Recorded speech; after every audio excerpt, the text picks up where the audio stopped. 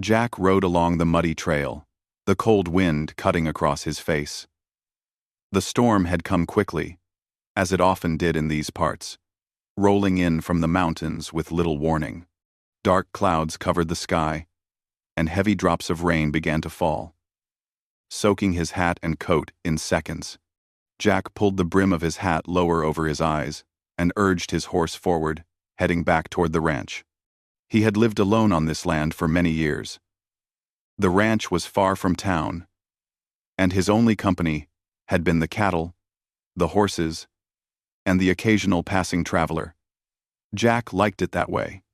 Life was simple, and he found comfort in the quiet rhythm of chores, the sound of the wind through the trees, and the gentle lowing of cows in the evening. Yet, sometimes, the loneliness pressed down on him like the storm now pressing down on the land. As he turned a bend near the creek, something unusual caught his eye. A figure crouched beneath a small tree, barely moving, shivering in the downpour. Jack squinted through the rain. At first, he thought it might be an animal. But then he realized it was a person. A woman, drenched from head to toe, her long dark hair plastered to her face. She seemed small, fragile even, as the storm poured over her. Jack slowed his horse, careful not to startle her. He had seen many things on this land, but never someone left alone in the rain like this. His instincts as a rancher told him she needed help, and his heart, though used to solitude, felt a tug he couldn't ignore. He dismounted and approached slowly, keeping his hands visible and his voice calm. "Hey there," he called gently over the sound of the rain. "It's okay. You're safe now." The woman flinched, her eyes wide and wary. She looked like she wanted to run, but couldn't move, her body trembling from cold and fear. Jack took a careful step closer, holding his coat out.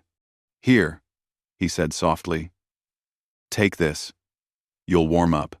For a moment, she just stared, unsure whether to trust this stranger. Jack waited patiently, kneeling in the mud so he was closer to her height. "I'm not going to hurt you," he added, his voice steady. "I just want to help." Slowly, she reached for the coat. Jack draped it over her shoulders, careful not to touch her too abruptly. She pulled it tightly around herself, shivering less now, though her eyes still reflected a deep sadness. Jack noticed the dirt on her knees, the torn edges of her dress, and the way her hands shook as she clutched the coat.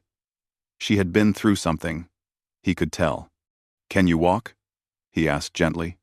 She nodded, though barely. Jack offered his hand, and she took it cautiously. Together, they made their way back to the ranch, slipping and sliding through the mud. The rain soaked them both, but Jack didn't mind. In moments like this, the cold, the mud, and the storm all faded behind the need to help someone in trouble. When they reached the ranch, Jack quickly got a fire going in the old stone fireplace. The warm glow and crackling flames filled the cabin with a comforting light. He handed the woman a towel to dry herself as much as possible. Her hands and face were red from the cold, and her lips trembled slightly. Jack offered her a seat near the fire. "Sit here, you'll warm up," he said. "Do you want some hot water? Tea?" She hesitated, then nodded, allowing him to pour water into a mug and hand it to her. She held it carefully, blowing on the surface before sipping. Jack watched quietly, giving her space, but staying close enough that she didn't feel alone. After a few minutes, she seemed a little more relaxed, though the storm outside raged on. Jack couldn't help but notice how tired she looked. The heavy shadows under her eyes, the way she still flinched at sudden noises. Clearly, life had been hard for her. He wondered what had brought her to this place, alone and soaked, in the middle of a storm. "Do you want to tell me what happened?" Jack asked softly, not pushing. She hesitated again, then slowly spoke. Her voice was quiet, but there was strength in it, a resilience that caught Jack's attention. I ran away," she said. "I didn't know where to go, and the rain. I just couldn't stop crying. Jack nodded. He understood fear and uncertainty. Living alone in the wide-open land could make anyone feel vulnerable. You made it here, he said gently. That's what matters. You're safe now. Nothing's going to hurt you here. The woman gave a small, almost imperceptible nod. She seemed to be trying to believe him, trying to accept that she was not alone anymore. Jack handed her another blanket and sat across from her by the fire, keeping the space between them respectful but close enough to be reassuring. As the storm continued outside, the warmth of the cabin and the crackling fire began to chase away the chill. Jack made sure she had dry clothes from his own supply, handing her a pair of thick woolen socks and a clean shirt. She changed quickly, grateful, though still quiet. Jack respected her silence, understanding that trust couldn't be rushed. He decided to keep the mood light, hoping to ease her tension. You must be tired, he said. Cows don't tend themselves, you know. I've been out in the rain before, but I never had someone crying in the storm with me. He gave a small, gentle smile. The woman allowed herself a small smile back, a fragile thing, like a flower opening after a long winter. Jack knew it was progress. She was starting to feel safe, starting to feel a little human connection after what had surely been a long and painful journey. He offered her some simple food, bread, cheese, and a warm stew he had prepared earlier. She ate slowly, carefully, still cautious but no longer shivering. Jack sat nearby, quietly keeping watch, making sure she didn't feel alone. As the evening wore on, she began to talk more, her words coming slowly at first, then more freely. She told him about her village, her family, and how she had found herself in danger. Jack listened without judgment, simply offering a steady presence, knowing that sometimes what people need most is someone who will hear them. Hours passed, and the storm finally began to ease, the rain turning to a light drizzle. The wind softened, and the clouds began to break, revealing glimpses of the moon above. The woman, who had arrived soaked, frightened, and alone, now sat with a small sense of comfort, wrapped in the warmth of a fire and a stranger's kindness. Jack looked at her and thought about how quickly life could change. One moment, someone could be lost and alone in a storm, and the next, they could find safety and a listening ear. He realized that even in his quiet, isolated life, moments like this brought meaning, moments where he could make a difference. By the time she finally settled down, eyes heavy with exhaustion, Jack knew that she would sleep peacefully that night, for the first time in days. He left the fire glowing and quietly went to his own room, feeling a quiet satisfaction. He hadn't just helped someone survive a storm. He had offered trust, comfort, and a reminder that even in loneliness, connection was possible. Outside, the storm cleared, leaving the land washed and glistening under the moonlight. Jack stepped outside for a moment, breathing in the fresh, rain-scented air. He looked toward the horizon, thinking about the woman inside and how quickly life could bring unexpected encounters. Sometimes, he thought, it wasn't the land, the cattle, or even the work that mattered most. It was these moments of human connection, simple, quiet, and unexpected, that made life truly meaningful. And tonight, he had experienced one of those moments. The next morning, Jack woke to the soft light of sunrise filtering through the small cabin windows. The storm had passed, leaving the ranch drenched but sparkling. The smell of wet earth mixed with the faint scent of pine and smoke from the fire. He stretched, feeling the familiar aches of ranch life, and remembered the young woman who had spent the night in his home. He found her already awake, sitting near the fire, wrapped in a blanket. Her hair had dried slightly, though strands still clung to her face. She was quietly sipping water from a cup, lost in thought. Jack gave a small nod, a greeting without words, and she looked up, offering a shy smile in return. "Morning," Jack said, his voice gentle. "Did you sleep okay?" "No." She nodded, though the worry in her eyes hadn't completely faded. I did, she said softly. Thank you for letting me stay. I didn't know where else to go. Jack shook his head. You don't need to thank me. You were out in the storm. You were, and anyone would help. That's all there is to it. For a moment, silence fell between them, comfortable in its way. Then Jack gestured toward the small wooden table. I made some breakfast. It's simple, but it should warm you up. The woman moved closer, and Jack served her some eggs, bread, and a bit of stew. She ate quietly, savoring the food. Jack watched her, noting how carefully she handled the fork, the way her eyes lit up at the first taste of warm food. She had been through much, he thought, and yet she still appreciated small things, simple comforts. As she ate, she introduced herself properly. My name is Ayana, she said. I ran from home. Things weren't safe there. I needed to leave. Jack nodded, understanding more than she realized. Sometimes, the right thing is to step away from danger, even if it's hard, he said. You were smart to find shelter and get out of the storm. Ayana looked at him with a mixture of relief and caution.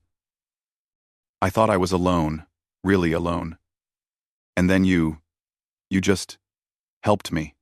Jack shrugged, smiling softly. It's what anyone would do. We all need help sometimes. The conversation moved slowly, as Ayana shared little pieces of her life. She spoke of her village, the traditions she valued, and the people she had left behind. Jack listened carefully, never interrupting, never judging. He offered small insights into his own life, the work on the ranch, the quiet rhythm of his days. But he mostly let her speak, understanding that trust grew when someone felt heard.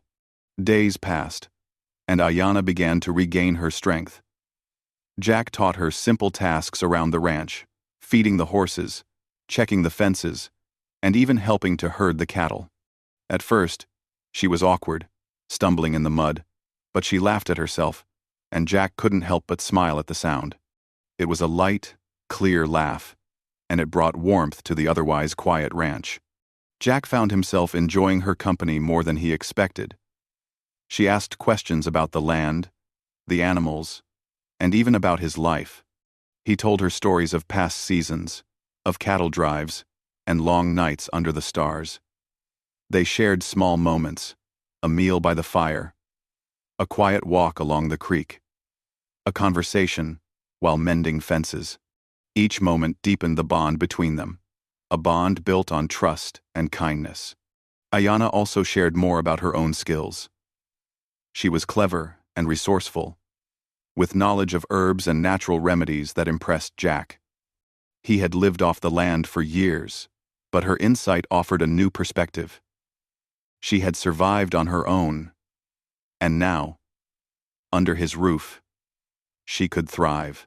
Jack admired her resilience and quiet strength, and he realized that even in his lonely life, connection like this was rare and precious.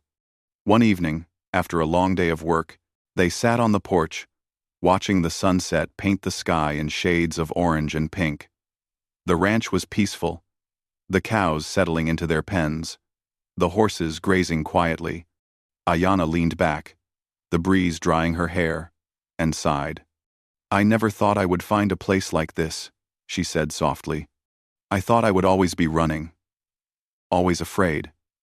But here, it feels safe. It feels like I belong somewhere, even if it's just for a little while. Jack nodded, understanding more than she realized. This place can be what you make of it, he said. You don't have to run anymore. You can stay, as long as you want. No one will make you leave, and no one will hurt you here. For the first time, Ayana smiled fully, without hesitation or fear. It was a smile that warmed Jack's heart, a reminder that kindness and trust could heal even the deepest wounds. The days turned into weeks, and life on the ranch settled into a new rhythm. Jack and Ayanna worked together, shared meals, and learned from each other. She taught him about her culture, her stories, and her ways of seeing the world. He taught her the practicalities of ranch life, the skills needed to survive and thrive in the open land. Evenings were quiet, filled with simple conversations and the soft sounds of the countryside. Sometimes, they would sit by the fire, speaking in low voices, sharing dreams and fears. Jack realized that he had found a companion, someone who could understand the solitude he had once thought was his only comfort. One morning, Ayanna told Jack that she had made contact with her people. She would need to return, she said, but she wanted him to know how grateful she was. Jack listened quietly, understanding the pull of family and tradition. He nodded, offering her a warm smile. "You'll always have a place here," he said. "If you ever need safety, or just someone to talk to, this ranch will be here. The door is always open." Ayanna's eyes glistened with emotion. "I will never forget what you've done for me," she said. "You gave me safety. And more than that, you gave me hope." The day she left, Jack rode with her to the edge of the property. She turned back, waving, and Jack raised his hand in farewell. It was a quiet goodbye, but it was filled with gratitude and respect. Both knew that their time together had changed them, had brought light into lives that had been darkened by fear and solitude. As Jack watched her disappear into the distance, he felt a sense of peace. The ranch was still, the fields shining under the sun, and the world seemed full of possibility. He realized that even in the vast loneliness of the land, moments of connection, trust, and compassion could appear unexpectedly. Jack returned to his cabin, the echo of Ayanna's laughter and stories still lingering in the air. He worked the ranch as usual, but the days felt different. The land was the same, the chores the same, but his heart had changed. He had seen the strength of someone who had faced fear and found safety, and in helping her, he had found a purpose beyond his own solitude. Life continued, as it always did on the ranch. Jack carried on with his work, but he also carried with him the memory of a young woman who had found refuge in a storm, the small moments of trust, and the quiet joy of connection. And whenever the wind rustled through the trees or the sun glinted off the creek, he remembered that even in the harshest storms, kindness could create a safe place, even for just a little while. Jack understood now that the ranch wasn't just land or work. It was a place where lives could change, where someone lost could find shelter, and where trust could grow, even between strangers. And though Ayanna had returned to her people, her presence remained in his heart, a reminder that compassion and courage could bridge the gaps between worlds, between people, and between loneliness and hope.